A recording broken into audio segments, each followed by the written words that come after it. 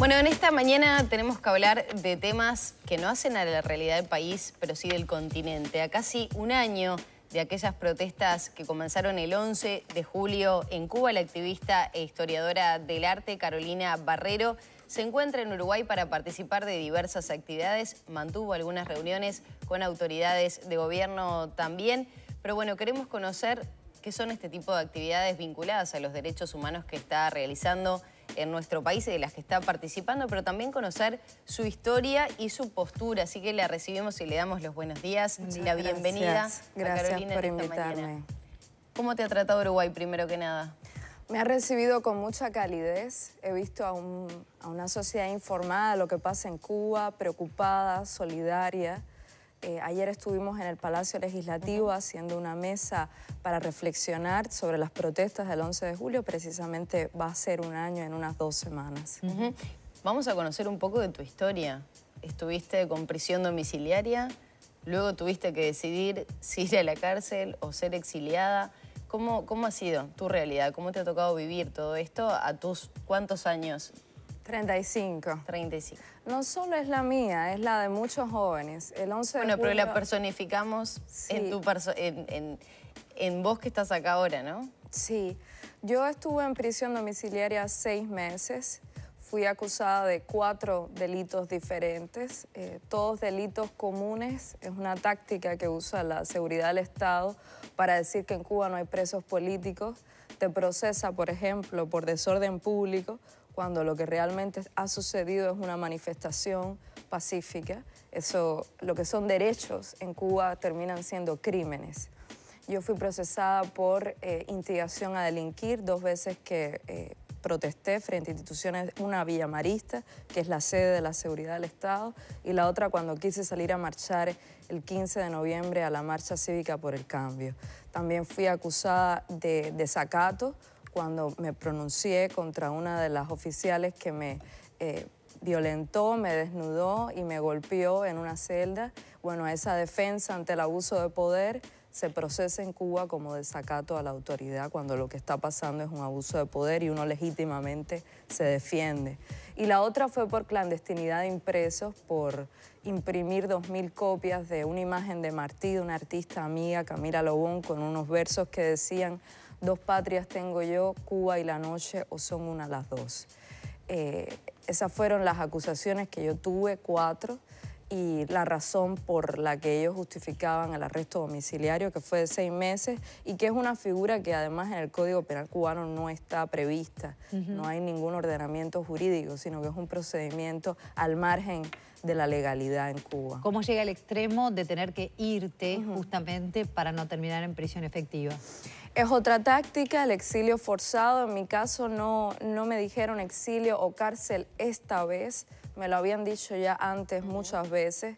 El ultimátum de tienes 10 días para irte o el proceso se va a complicar y puedes ir ante tribunales y puedes ir a la cárcel. Ya me lo habían dicho un año antes con la acusación de clandestinidad en presos y me lo habían repetido muchas veces durante mi arresto domiciliario, ¿no? Yo soy ciudadana española. Con la llegada de Miguel Díaz-Canel, ¿hubo algún tipo de cambio? ¿Ya no están más los Castros de alguna manera al frente de Cuba? Los Castro, la cúpula militar y la casta burocrática, que es realmente la que dirige Cuba y que ha designado y ha puesto a Díaz-Canel, porque Díaz-Canel llegó, sí, pero llegó no votado, llegó designado por Raúl Castro. A él nadie realmente en Cuba lo votó, nadie lo quiere, porque desde que llegó hasta ahora no ha habido una sola decisión política, pero tampoco administrativa, que le haya servido a Cuba para nada. En medio de una pandemia se dieron a la tarea del ordenamiento económico, que ha sido un desastre, ha producido una inflación atroz, luego el reordenamiento, una tras otra decisiones absurdas que le han valido, por supuesto, el descrédito y el descontento social. Con respecto justamente a lo que es esa vida diaria que tú mencionabas, me quedo pensando, ¿quedó familia de tu parte? ¿Estás preocupada? ¿Cómo es en ese sentido, más allá de lo que es la libertad política o la libertad de las ideas, en la vida diaria? ¿Hay miedo? La gente ha perdido el miedo, pero aún las formas de coerción de la seguridad del Estado mantienen un poco, digamos, la tensión, sobre todo con las familias. Y pienso en las madres de los presos políticos. En Cuba ahora mismo hay más de 1000 presos políticos,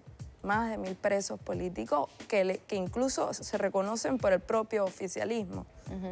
Que van más allá de estas otras figuras medias dudosas que tú mencionabas, como para procesar y que no figuren como presos políticos, pero que en cierta forma sí, lo son. bueno, ahora están acusados de sedición. La sedición ya sí es un delito político claramente, ¿no? Y las madres de la mayoría de ellos, que son muy jóvenes, tienen menos de 25 años, el inmenso grupo dentro de esas 1000 personas o más de 1000 personas son en su inmensa mayoría los muy jóvenes, jovencitos.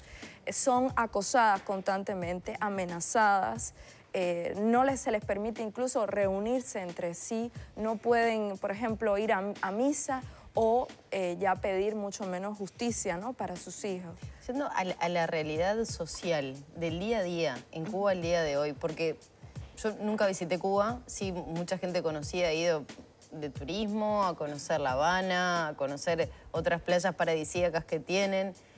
Y se habla mucho de la pobreza, ¿no?, que hay, del pedido que se hace de la gente. ¿Cómo es la realidad del día de hoy? ¿Cómo viven? ¿Tienen para comer? ¿Qué les da el Estado?